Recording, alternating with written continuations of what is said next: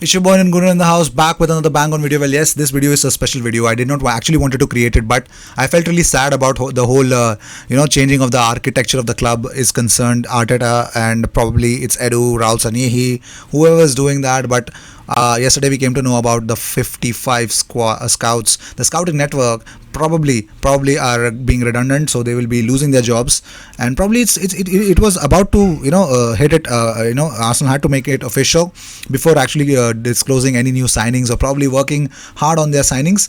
But right now, let's just focus on this. And also, let me remind you guys that this video was made possible by with the help of Gaurang Singh, one of the important contributors to this platform. He's always been commenting. He's always been an unbelievable, lively source of a guy, and I've actually had a good chat with him over the phone. I actually spoke with him, and this video is actually in collaboration with him in a way, because he's helped me in terms of gaining some good knowledge. So that guy is a great guy. So if you guys can go and find him on Instagram, that guy is an unbelievable guy, great footballing mind. So without any further ado, let's talk about. I'm actually, this video is created just to give you hopes that Arsenal is on the right track. Now let's talk about what happened.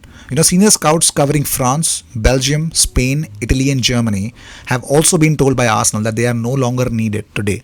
So you can understand that the wide network, which included Kaiji Gao, McDermott and Clark, they were the tip of the iceberg. Yeah, and also these scouts, with these inner scouts, which were, Arsenal had actually, made a big empire of spreading these scouts, a big scouting network in different countries. Now everything has been cut down. Now what does it have? What does Arsenal actually have in store if they actually can do this and still try to be a bigger team? Now for this, let us compare Arsenal with Real Madrid for now. How do Real Madrid actually, what is that Real Madrid, what makes Real Madrid so special?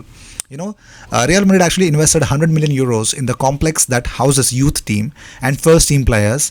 This is where academy players come to learn all about the Real Madrid way and get a crack at making it to the very top of world football.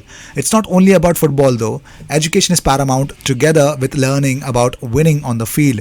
Now recognizable names, Achraf Hakimi now and Nacho Fernandez, who's a vital member of Zinedine Zidane's squad, have come through the system.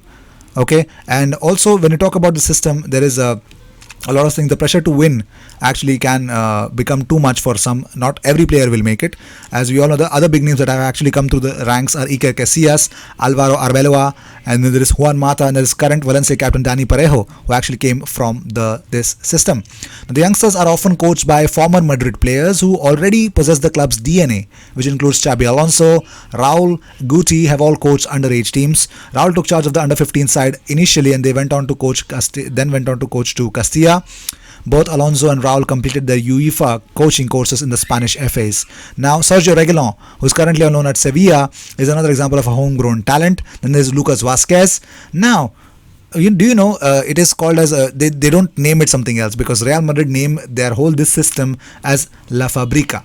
La Fabrica. Yeah, they have a history of this. So they have actually nurtured these new talents that come from these things, and plus it involves a lot of scouts. It involves scouts towards a lot of different parts of the world, but they do not have a very big system which involves a bigger number.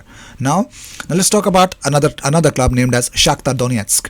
Now talking about this club, and at Shakhtar, the Romanian manager Mircea Lucescu, he has transformed players to turn over masses of profit for the minors.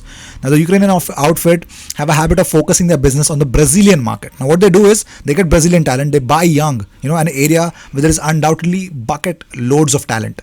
But many sides forget about, the Douglas Costa was one of the more recent sales for them that they sold to Bayern Munich that generated a profit of somewhere around 24 million euros. And then China-bound Alex Teixeira, who was discovered by Shakhtar. He was a 19-year-old when he was discussed, and he cost the club somewhere around 6 million euros, and they sold him to Jiangsu Suning for 38 million euros. So Shakhtar Donetsk have a very, very good scouting system. So not only this, as suggested by Gaurang Singh, there is one more important club that comes into my mind, and that is FC Bayern München. Now, why do Bayern come into this picture? Bavarians are unbelievable. What Gaurang said me, that Bayern don't buy the players who have a bad attitude. Bayern don't buy players who actually they study the players. It's been years that they've been behind Leroy Sané. He's just not a find of the season, or probably they did not find him probably for 1 or 2 seasons. They were scouting him when he was 16 years of age, very very early in his in his years. But the problem is Bayern Munich had a big headache to replace Frank Ribery and Arjen Robben, and the squad was aging, so they needed to do something. They needed some young reinforcement. So what did the Bavarians do?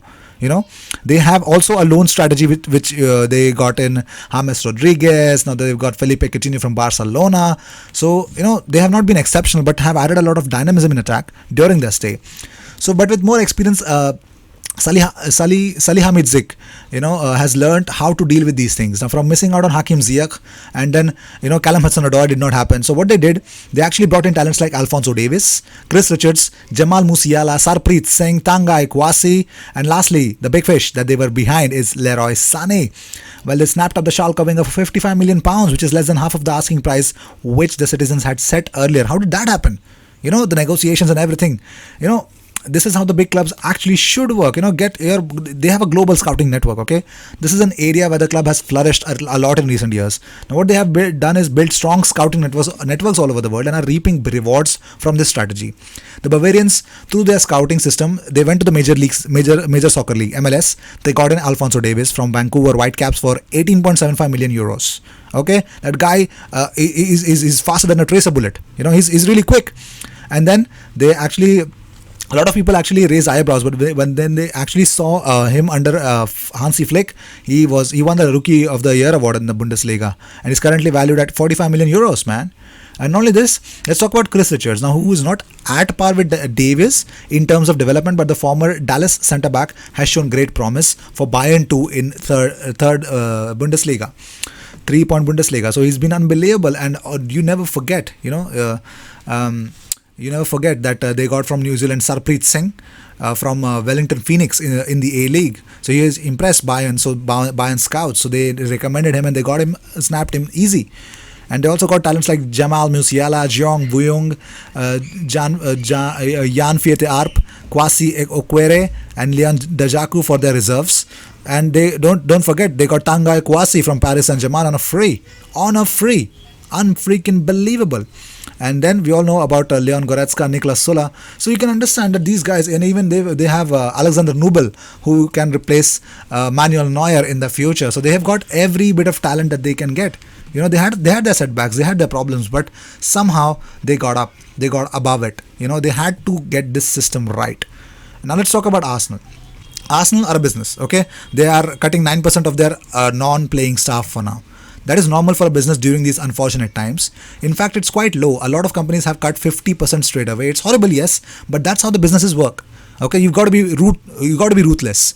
I'm feeling so sad about the families of these scouts, the amount that they used to make, but it is what it is now. And let's talk about it. Why does it happen? During recession, or probably because of the COVID, it's actually happening. Do you think Arsenal are the only team that should actually do it, or probably any other team should do it or not? Let's talk about the non-football related staff per club according to last accounts. Liverpool have 675 people. They have employed 675 people. Manchester United have 549 people. Arsenal had 547. Now they have 492. Following the redundancies removed, they've got very less now, 492 left. That is still, they have employed 100 more than Tottenham, Chelsea and Manchester City. In Spurs, they have 317 non-football related staff employed. At Chelsea it is 283. At Manchester City it's just 239. So if you don't need these kind of people around, it tells me only one story, that Arsenal are about to move in a different direction. That does not mean that Tottenham did not actually sign some good players.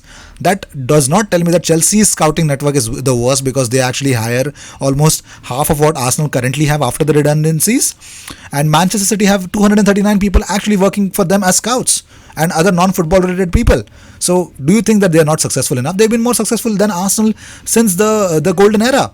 They have been. So they have made this system. They are well-run clubs. So let's just be behind these guys. It is a phase that we can always have problems. We can have our reactions. We can also believe that yes, this should not have happened. There are lots of reasons for it. The only thing that should matter right now is if Arteta or if Edu, they were here to change what Arsene Wenger actually tried here. So it's time to change. And I think as a modern day fan, I think I don't like it. I don't like Francis Kagigao leaving because I know there are lots of memories involved. And if I see it in an emotional way, I think Arsenal has been in an emotional way for very long right now. It's time to be realistic. It's time to be practical. Though they are going, I'm feeling sad for it. But in one way, I know I have to be hopeful that yes, we will be making something really good from it. So I'm pretty positive. Yeah, I'm low, but I'm still positive about the club. Yeah, and I think that should also open the way that Arsenal have made it clear that this will not change their transfer policy or strategy. So why should I be even feeling sad continuously for? I think this sad phase will go after some days, maybe not. Maybe never. It will always be there. But someone will try to tell me that no, Stan Kroenke should have paid more money. These players have taken a cut. Why did these staff members still had to lose their jobs? Trust me on this. These staff members are the only team. I think Arsenal are the only team who paid all of their staff even during the pandemic 100%. We did not take the furlough system. We did not. Okay, and I think whatever the pay cuts were generated from the players, I think all that was paid till now, and probably Arsenal are making the right step in the right direction. It's a different direction. It's scary. It's different. It's new, but it's not wrong. It can be wrong. It can be wrong as well, but I think we need to support the people who are actually in charge. So I think the only reason why I made this video is just to be so that you guys don't lose hope from Arsenal, and I hope this would definitely try to console you in some way, or probably give a smile on your face. I will see you in my next video. Until then, cheers, and don't forget, you can always go and check on Instagram, Gaurang Singh. Thank you so much for actually supporting me on this video. Actually, he provided me a good bit of cue cards, or probably a good verbal conversation with him. A great idea, great mindset. And that is the biggest reason why this video was actually possible. And also I actually found a lot of articles as well. So these were the news of the day. I hope you enjoyed whatever came your way. All the views and news and everything about Arsenal comes to platform every single day, twice. And right now this video makes it thrice. Yeah, but I'll see you in the live tomorrow, and cheers.